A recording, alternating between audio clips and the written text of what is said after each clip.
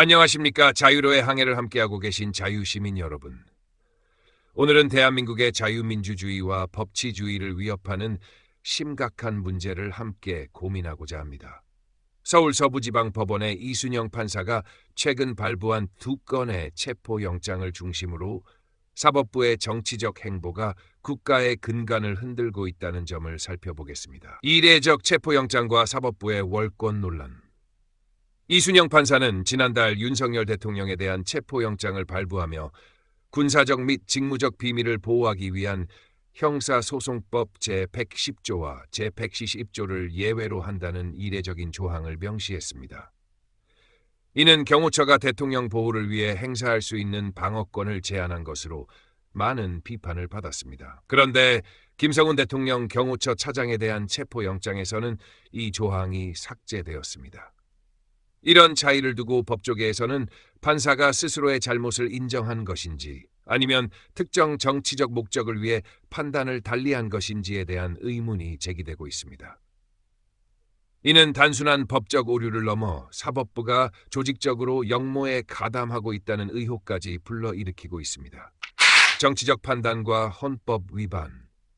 법원 내부에서는 이순영 판사의 결정을 두고 판사가 법을 해석하는 역할을 넘어 법적 근거 없이 정치적 판단을 내렸다는 비판이 제기되고 있습니다.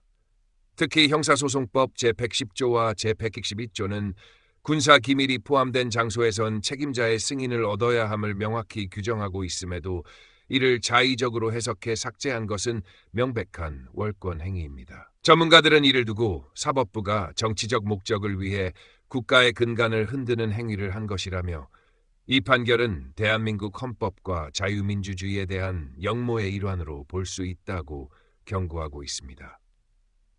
내란 음모의 가능성과 사법부의 역할. 이순영 판사의 영장 발부가 단순한 법적 절차가 아니라 특정 정치 세력과의 공모 아래 이루어진 것이 아니냐는 의혹이 제기되고 있습니다. 특히 민주당과 공수처, 경찰이 조직적으로 움직이며 윤석열 대통령을 제거하려는 시도를 하고 있다는 점에서 이 사건은 단순한 법적 논란이 아닌 내란 음모로 평가받고 있습니다.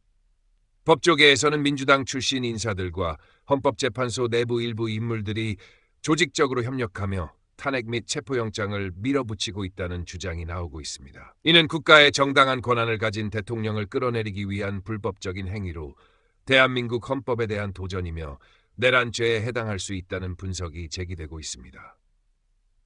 역모에 대한 법적 대가와 경고.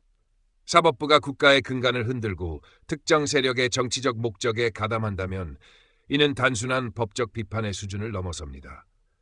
대한민국 헌법 제84조는 대통령의 불소추 특권을 보장하며 이를 무시한 체포영장은 헌법과 법률을 정면으로 위배하는 행위입니다. 법조계 일부 전문가들은 이순영 판사의 행위는 내란 및 역모의 일부로 간주될 수 있으며 추후 법적 판단에서 이 판사는 내란죄로 기소될 가능성이 높다고 지적합니다. 내란죄가 적용될 경우 이는 헌법과 국가를 배신한 죄로 최대 사형까지 선고될 수 있는 중범죄입니다. 대통령을 지키는 결사적 대응과 국민의 역할. 윤석열 대통령 경호처는 모든 자원을 총동원해 대통령을 보호하고 있습니다. 전술 장비를 갖추고 군사적 기밀 수준의 경호 체계를 운영하는 이들의 결의는 단호합니다. 이는 단순한 경호가 아니라 국가의 정통성과 법치를 지키는 최후의 방어선입니다. 윤석열 대통령을 지지하는 국민들의 목소리는 점차 커지고 있습니다. 지지율이 46%를 기록하며 50% 돌파를 눈앞에 두고 있는 가운데 국민들은 윤석열 대통령을 지키는 것이 곧 대한민국의 자유민주주의를 지키는 길임을 인식하고 있습니다. 대한민국 자유민주주의의 미래를 위해 이 사건은 단순한 정치적 논란이 아닙니다. 이는 대한민국의 자유민주주의와 법치주의를 위협하는 거대한 도전입니다. 국가와 헌법을 지키기 위해서는 국민의 단합된 목소리가 필요합니다.